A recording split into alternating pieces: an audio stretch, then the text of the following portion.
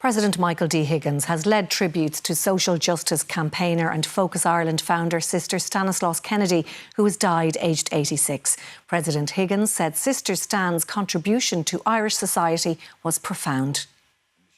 For decades, she was a tireless voice for the marginalised. As the economy and society shifted, she spoke out for those left behind. Bless the food we're about to eat and bless the cooks. Young and idealistic, she left her Kerry home at 18 and entered into religious life. Described as dedicated and driven, her work for social justice began immediately. I deal with all kinds of families. They may be materially in need or they may be emotionally in need. She later recalled how she first met homeless people when she moved from Kilkenny to Dublin. It was a cause that she studied and would end up dedicating much of her life to. Social segregation of housing, I believe, is creating a new kind of poverty. In 1985, she set up Focus, the charity still running today. But who's going to fund Focus Point? Well, that's a very good question. I suppose that's one of the things about being in a position like mine. I start things with nothing. Later, in the early 2000s, she noticed the number of new arrivals to the country, some overwhelmed and needing help. She set up the Immigrant Council of Ireland. They're a huge benefit to our society and have the potential to be a huge benefit, not only economically, but socially and culturally as well.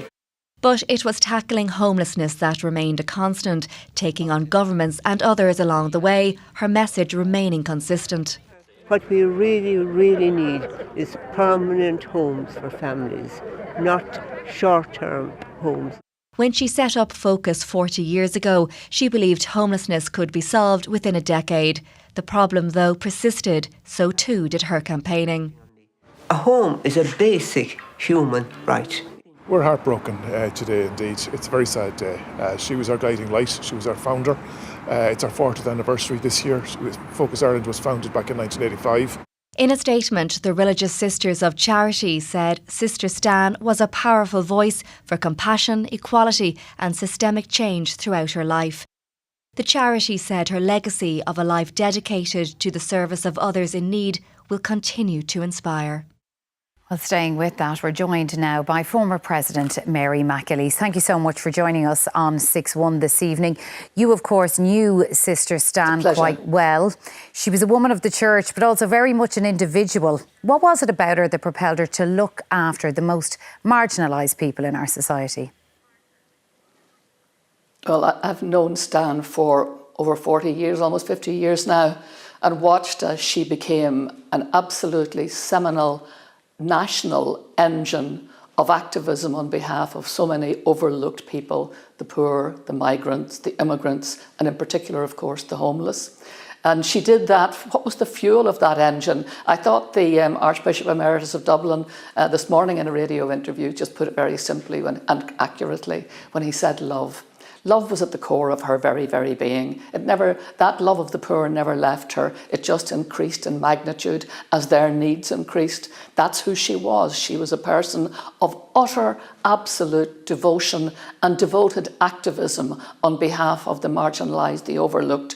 And as we know in particular, we associate her in particular with the homeless and the immigrants.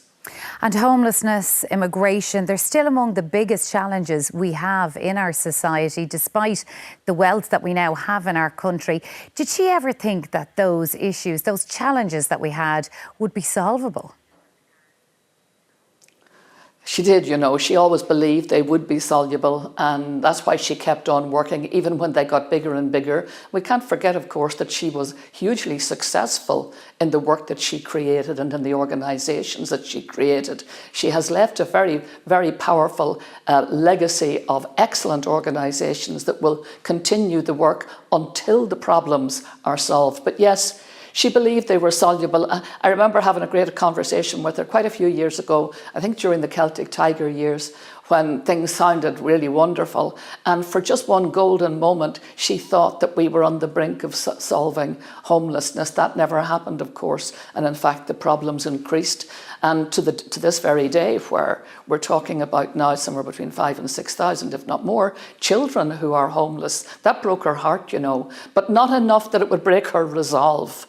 Because to the moment she drew her last breath, Stan believed all of us have a responsibility to love our neighbours in the way that we would like to be loved ourselves, with homes, with care, with support, with education, with opportunity, things that do not get, they don't get delivered equally to everybody in society. Sometimes the inequality of the delivery is heartbreaking because people with great abilities are left cast aside. She determined that would not happen on her watch. The number of individuals who could say, and families who could say today that their lives were radically altered by Sister Stan's intervention in their lives. For campaigner that she was, and she took on government, she took on the church, always with formidable scholarship, may I say, because she was a great scholar. But in back of that, what fueled her was love of the human being, the person. She loved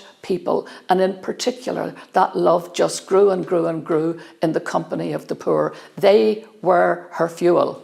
Other people might be drained when they would think of the extent of the problems, not Stan.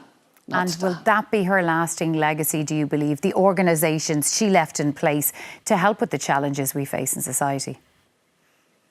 Yes, there are undoubtedly quite a number of them. We all know Focus. I was involved with her way back in the day, back in '85, in setting up Focus, which has lasted now for 40 years and still has a lot of work to do and is doing it brilliantly. But I think of the Young Social Innovators, where she introduced young people in schools to how responsible they could become for solving the kinds of problems that she could see needed to be resolved.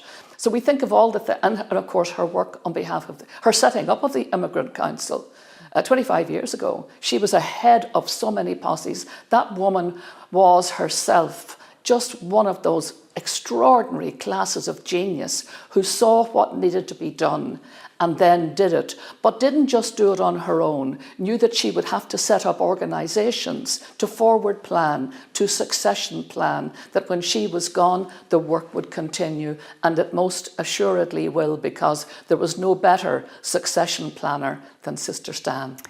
Mary McAleese, thank you so much for joining us on 6-1 this evening, and our condolences to you and everyone for whom she was a leading light. Thank you.